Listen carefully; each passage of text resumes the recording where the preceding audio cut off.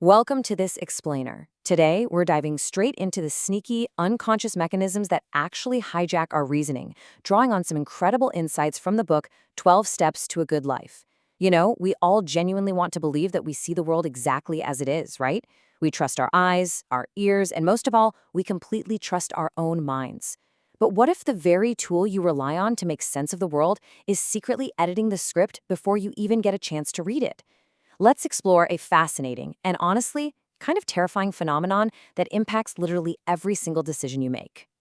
Now, this quote from Philip K. Dick absolutely hits the nail on the head. What's so interesting here is how it establishes this stark black and white difference between the objective world out there and the subjective reality constructed inside our heads. The author of our source text emphasizes a tough pill to swallow.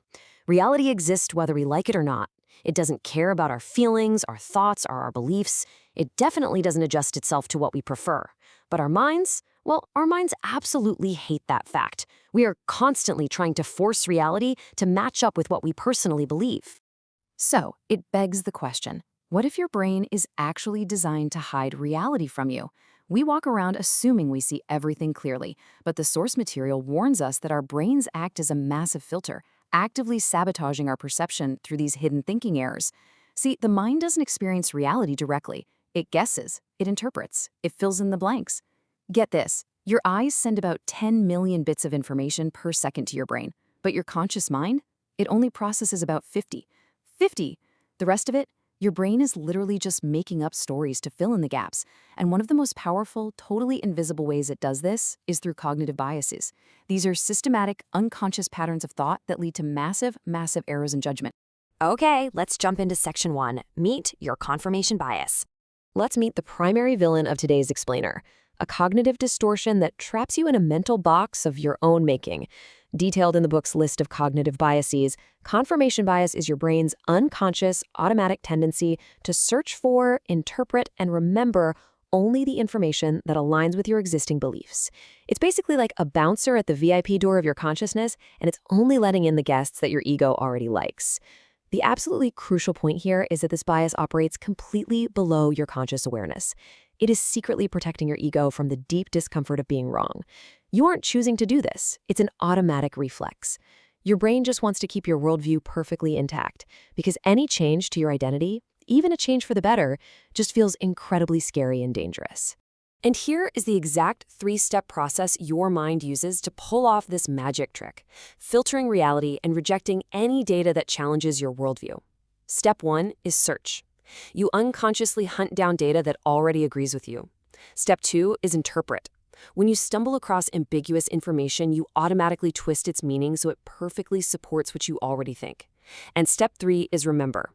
Even if you are presented with rock-solid facts that contradict you, your brain will conveniently just forget them. But it will perfectly retain that one tiny, obscure piece of data that proves you right. All right, moving to section 2, how your brain betrays you. You know, it's incredibly easy to spot this in other people, right? Like when someone clings stubbornly to a belief despite overwhelming evidence, but it is terrifyingly difficult to spot in ourselves. Why?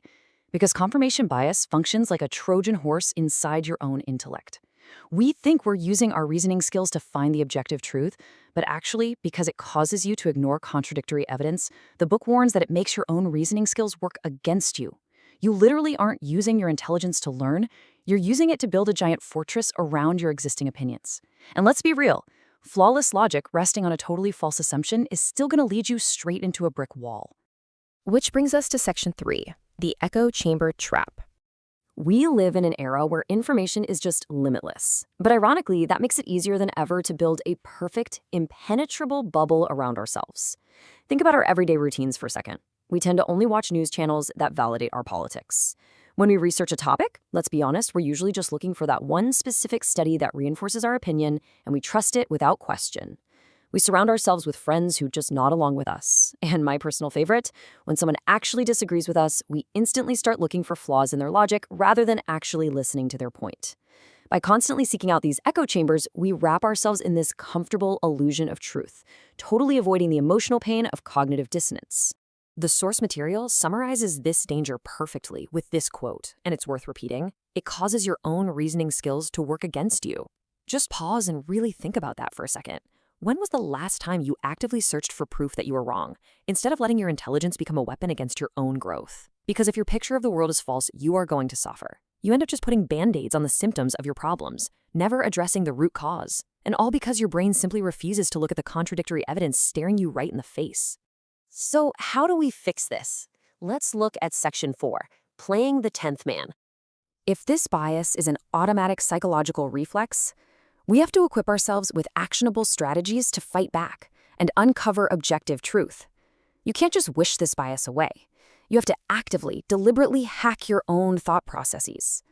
And the source text gives us a brilliant, simple method to do just that. The rule is invert, always invert.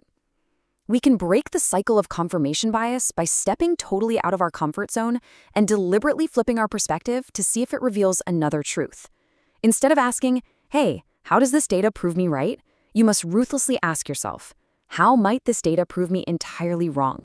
This really comes to life when we apply what the book calls the 10th man technique. Normally, your automatic reflex is to ignore opposing evidence and just trust the studies that align with you.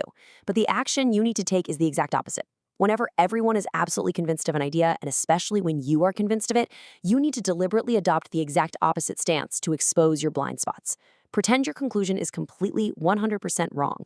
Force yourself to investigate the issue from a purely contrarian perspective. So why the number 10? Well, it represents a specific mindset. Imagine you're in a room of 10 people.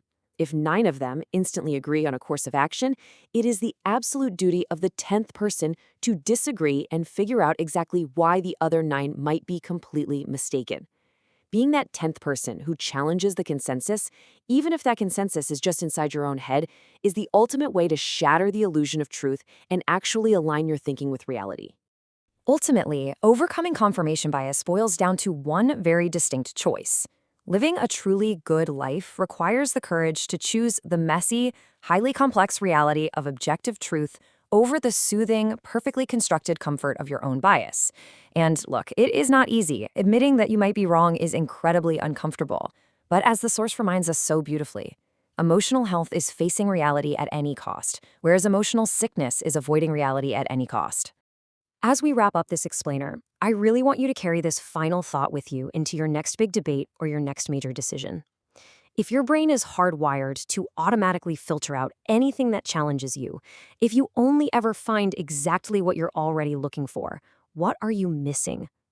The truth is absolutely out there, but you are never going to see it unless you're brave enough to step outside your own mental box.